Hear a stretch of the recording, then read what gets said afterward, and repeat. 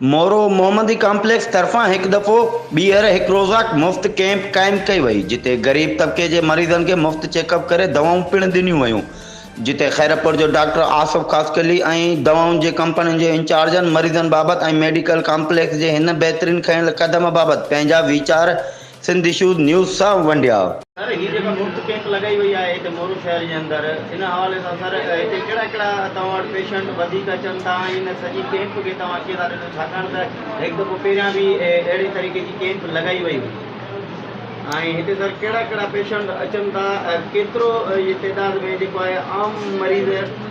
जेके अचनि था उन्हनि में आम कहिड़ी बीमारी नज़र अवांखे अचे थी? जीअं त मां हिकिड़ो कंसल्टेंट न्यूरो फिज़िशियन आहियां, मुंहिंजी फील्ड आहे न्यूरो मेडिसन।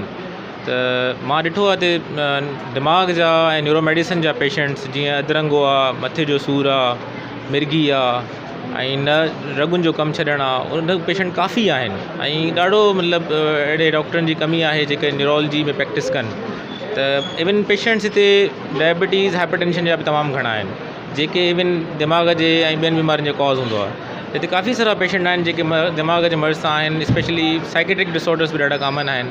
उहे असां ॾिसूं पिया ऐं अलहमदिल्ला कोशिशि आहे असांजी त असां मैक्सिमम सर्विसिस ॾियूं ऐं इन्हनि खे फ्री ऑफ कॉस्ट मेडिसिन बि प्रोवाइड कयूं। सर ही जेका सॼी कैंप लगाई हुई आहे मुफ़्त मेडिकल कैंप ग़रीबनि जे लाइ हिकिड़ो वॾो हिकिड़ो असासो आहे ही बि, छाकाणि त अॼुकल्ह दवाऊं बि एतिरियूं महांगियूं थियूं आहिनि जो आम जेको मरीज़ आहे उहो एतिरियुनि महांगियुनि दवाऊं ताणी ऐं वॾनि सर्जन्स डॉक्टर फिज़िशियन डॉक्टर हुजनि उन्हनि ताणी नथो पहुची सघे। त इन तव्हां सॼे अमल खे मोहम्मदी मेडिकल कॉम्प्लेक्स जी तरफ़ां जेका लगाई हुई आहे कैंप, इनखे तव्हां कीअं था ॾिसो? हीअं त तमामु हिकिड़ो ज़बरदस्त कमु आहे, ख़ैर जो कमु आहे, बहितरीनु कमु आहे। मूंखे त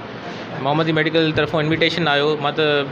खुले दिलि सां हिते आयो आहियां ऐं मूंखे ॾाढो अची ख़ुशी थी आहे त रियली उहे नीडी पेशेंट जिन खे रियली ट्रीट करण जी ज़रूरत आहे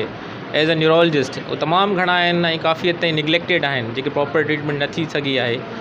ऐं ॾाढो सुठो अमल आहे। इन साल इन फ्यूचर असांजी कोशिशि हूंदी त अहिड़े क़िस्म जी हिकिड़ी सुठी एक्टिविटी तक असां कंदा रहूं। आपकी कौन सी कंपनी और कौन कौन सी आप यहाँ पे मेडिकल जो हैं फ्री मेडिकल फराम करने हैं, जो एक रोज़ा कैंप लगाई गई है, और इस मोहम्मदी मेडिकल की जो खिदमत हैं उनको आप किस नज़रिए से देख रहे हैं? सर मैं नवाबशाह से हूँ और मुझे पता चला कि सर माशाल्लाह सखर से आ रहे हैं फ्री कैंप करने, तो कंपनी की तरफ से हमें इंस्ट्रक्शन थे कि जितने भी मेडिकल दवाएं हैं वो सर को प्रोवाइड करें, ताकि पुअर पेशेंट आ रहे हैं यहाँ पे और उसके बेनिफिट के लिए हम नवाबशाह से स्पेशली दवाएं लेकर आए हैं।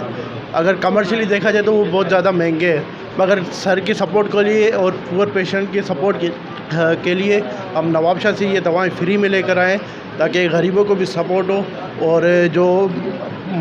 मसले मसाइल हैं गरीबों को तो वो सर माशाल्लाह उसे सही तरह ट्रीट करे और सही मेडिकल ले सके है। और हम लोग वैसे भी चैरिटी के लिए बहुत ज़्यादा काम करते हैं। मैं डिस्ट्रिक्ट सेल मैनेजर की रिस्पॉन्सिबिलिटी मेरी, जब हमें पता चला कंपनी के थ्रू के कैंप हो रहा है, आसिफ साहब आ रहे हैं, तो हम लोग उसके लिए सैंपल्स और दूसरे लेके आए हैं, क्योंकि